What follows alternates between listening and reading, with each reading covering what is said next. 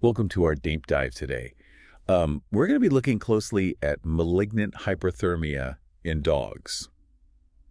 You've sent us this research paper Yes. that looks at 2 cases of fatal MH in dogs Right. that were undergoing anesthesia. And what's really cool about this paper Yeah. that it uses next-generation sequencing to really get at the genetic factors at play. It does. So by the end of this deep dive, you're going to be equipped with a doctor-level understanding of the study's findings. It's fascinating. The technology is really cutting edge for a problem that's been around for a long time. For sure. So let's start with a real quick overview of MHA, just so everybody's on the same page. What is it? And why should we be concerned about it? So MH is a rare life-threatening condition that's triggered by certain anesthetic agents like isoflurane. Okay. And it causes a really rapid and often fatal increase in body temperature, muscle rigidity, and all sorts of other complications. And we know it in humans, but it also is a risk to our canine companions as well. Got it. Yeah. And so this paper specifically focuses on 2 canine cases. Yeah.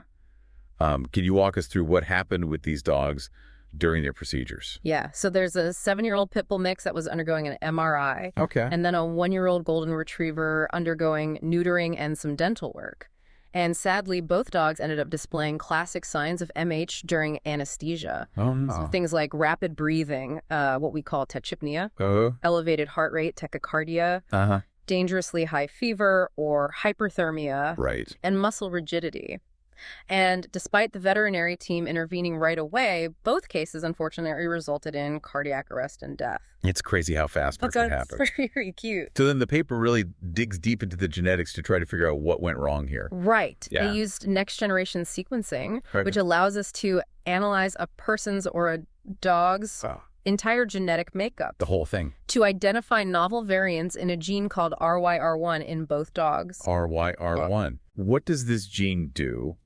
And why are variations in this gene so significant? So this gene provides the blueprint for a very important calcium channel that's involved in muscle function. And when you have variations in this gene, like in these dogs, that calcium channel can get hypersensitive to triggers like isoflurane, which can lead to the uncontrolled muscle contractions and the cascade of events that leads to all the MH symptoms. So it's like a faulty switch almost. Exactly. It throws the whole system off. Yeah. So how did the researchers know for sure that these RYR1 variants were actually the thing that caused the MH episodes? Well, they used multiple lines of evidence. One was polyphen 2 analysis, which predicts if the variant is going to impact the protein function. Both dogs' variants received the highest possible score, indicating a very high likelihood of disrupting normal function. Okay, that's a big red flag. Yes. What other evidence did they find? Another thing they looked at was evolutionary conservation. So they compared the RYR1 gene across different species. Okay, interestingly, the exact amino acids that were affected by the variants were the same across a huge range of vertebrates. So this means that this part of the gene is super important. It suggests that this is a very vital part of the gene. So any changes are probably going to be a problem. Like if you find the same part in all these different machines. Exactly. It probably does something important. It does. So don't mess with it. Got it. Okay. So then what? And then they also compared the canine variants to known MH variants in humans. And the pit bull's variant was a perfect match. Oh, wow. To a variant that's already known to cause MH in people. It's like the same smoking gun at 2 different crime scenes. Exactly. That's crazy. What about the golden retriever? The golden retriever's variant wasn't a perfect match, but it was in a very similar region of the gene. Where they found a bunch of human MH variants. Still suspicious. Still suspicious. Okay. What else did they do? The final piece of the puzzle was looking at how often these variants show up. In a big database of dog DNA. And guess what? Both were incredibly rare. Really? They didn't show up in any of the other 3,000 dogs. It's like they had their own special variants. It seems that way. So we have 2 dogs who died from MH. They both have these rare variants in this RYR1 gene. Yes. We know that this gene is involved in human MH. And we know that these variants mess up a very important part of how muscles work. Seems like a pretty solid case, right? It does seem that way. Okay, cool. Was there anything else that came up during the genetic testing? Yeah, they also found some variants in a gene called KY1S in both dogs. But those are considered benign or harmless. Okay, so probably not related to the MH. Probably not. Got it. So we covered MH, we've talked about these 2 canine cases, and we found these RYR1 variants. What happens next in the story? Well, this is where it gets even more interesting. Ooh, I like where this is going. Tell me more. So they took a closer look at the golden retriever's case, and they were able to get DNA samples from both of his parents. Okay, so we're doing a doggy DNA test here. Exactly. I love it. What happened? Neither parent carried the variant that their offspring had. Wait a minute. If neither parent had it, how did the golden retriever get it? That's a great question. This suggests that what happened was something called a de novo mutation. De novo. Which basically means it's a new mutation that just happened. Out of the blue. Spontaneously, either in the sperm or the egg or very early in the dog's development. So like a random genetic glitch? It's like that, yeah. It wasn't inherited. Oh, wow. So even with careful breeding, you can't totally eliminate the risk. That's the problem. It's unpredictable. Wow. So we have 2 dogs with MH. They've got these RYR1 variants, but one of them just appeared out of nowhere. Yeah. This adds a whole other layer of complexity. It does. To understanding MH in dogs. So stay tuned for part 2 of this deep dive. Yes. Where we're going to dig into what all this means for diagnosis and prevention. Looking forward to it. Me too. Okay. This is fascinating stuff. It is. All right. Okay. See you soon. Bye. Welcome back to our deep dive on canine malignant hyperthermia. We left off talking about how this research uncovered some really interesting stuff about the RYR1 gene and MH. But before we go any further, I'm curious about something. The study mentions breed predispositions to MH. Did they find that certain breeds are more likely to get MH? So there's been this long-standing belief that greyhounds were particularly susceptible to MH. Right. I've heard that too. But this study suggests that many of those cases in greyhounds might have actually been misdiagnosed. Oh, really? Yeah. When they looked closely at some of the older reports, it seems like a lot of those greyhounds were actually experiencing a different kind of hyperthermia. Okay. One that's triggered by things like stress or exertion or even just the environment. So not true. MH. Exactly. Interesting. Yeah. What about other breeds? Did the research find any specific breeds that seem to be at higher risk? It doesn't seem like it. Yeah. Based on their analysis, including the 2 cases in this study, a pit bull mix and a golden retriever, it looks like MH could potentially affect any breed. Makes sense, given how complex the genetics are. Right.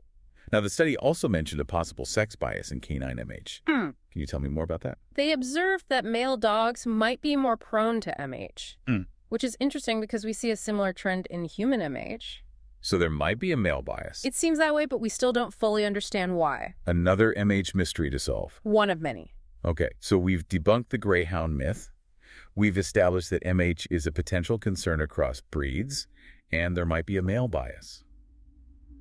What are the biggest takeaways from this research in terms of understanding MH in dogs? I think the key point is that canine MH is probably caused by a bunch of different RYR1 variants. Not just the one that some genetic tests look for. Exactly. And that's a problem because relying only on that one test might not be enough to accurately diagnose MH. So our understanding of MH genetics is evolving. It is. This study really highlights that. What makes this research so important then? It's significant for a few reasons. It's the first study to use next-generation sequencing to identify new MH risk variants in dogs. And this next-generation sequencing sounds pretty powerful. It is. It gives us so much more information than older techniques. So it's a game changer. I think so. It has the potential to completely change how we approach genetic diseases in animals, not just MH. So what does all this mean for dog owners? Should we be running out to get our dogs genetically tested for MH? That's the question everyone's asking. The research is definitely a big step forward, but it doesn't give us all the answers just yet. I'm sensing a but coming. But it does lay the groundwork for future advancements. The more MH-associated variants we can identify, the better genetic tests we can develop. And eventually, we might be able to identify at-risk dogs before they ever go under anesthesia. So that's the hope for the future. Absolutely. Yeah. But for now, we need more research to understand the full range of RYR1 variants and what they mean. So still a lot to learn. Definitely. What can dog owners do in the meantime to keep their pups safe? Another great question, and that's something we'll talk more about in the final part of our deep dive. Sounds good. We'll delve into some practical steps you can take to minimize the risk of MH, even without comprehensive genetic testing. It's all about being proactive. Absolutely. So everyone stay tuned for the last part of our malignant hyperthermia deep dive. We'll see you soon. And we're back for the final part of our deep dive into canine malignant hyperthermia. We've covered a lot of ground. So far, we've talked about the signs and symptoms, the genetics, the breed predispositions. It's been a real whirlwind tour of MH. But now let's focus on what all this means for our furry friends and what we as responsible dog owners can do to keep them safe. Absolutely. I think the most important thing is awareness. Awareness. Okay, so let's do a quick recap. What are the warning signs of MH that every dog owner should know? The classic signs are rapid breathing, rapid heart rate, high fever, and muscle rigidity. Basically, if your dog is under anesthesia and starts showing any of these signs, you need to let the veterinary team know right away. So don't be shy, speak up if something seems off. Exactly. Early recognition is key. Vets know how to handle MH, but they need to know that it's happening. Got it. Mm-hmm. So awareness is step one. What else can we do to protect our dogs? If you know your dog has a family history of MH, or if you're just really worried about it, talk to your vet. Okay. They can help you figure out your dog's risk factors, and they might recommend some pre-anesthetic blood work or other screening tests. So communication is key. Absolutely. What about genetic testing? Is that something we should be considering? It's definitely worth discussing with your vet. But as we talked about before, genetic testing for MH in dogs is still a work in progress. The tests that are available right now might not catch all of the RYR1 variants that can cause MH. So a negative test result doesn't necessarily mean your dog is totally in the clear? Right. It's not a 100% guarantee at this point. But if your dog has a strong family history of MH, or if they're scheduled for a procedure that requires anesthesia, genetic testing can still give you and your vet some valuable information. And help you make the best decisions for your dog. Exactly. So for all the dog owners out there who are understandably concerned about MH, what's the bottom line? What's the most important thing to remember? Stay informed, be proactive, and be your dog's advocate. Talk to your vet, ask questions, and work together to make sure your furry friend gets the best possible care. This has been an amazing deep dive into the world of canine malignant hyperthermia. There's been a lot to take in, but ultimately I think it's been really empowering. The more we understand about this condition, the better we can protect our dogs. I completely agree. Knowledge is power. And on that note, from Vet NeuroJar, keep those minds inspired, hearts light, and tails wagging.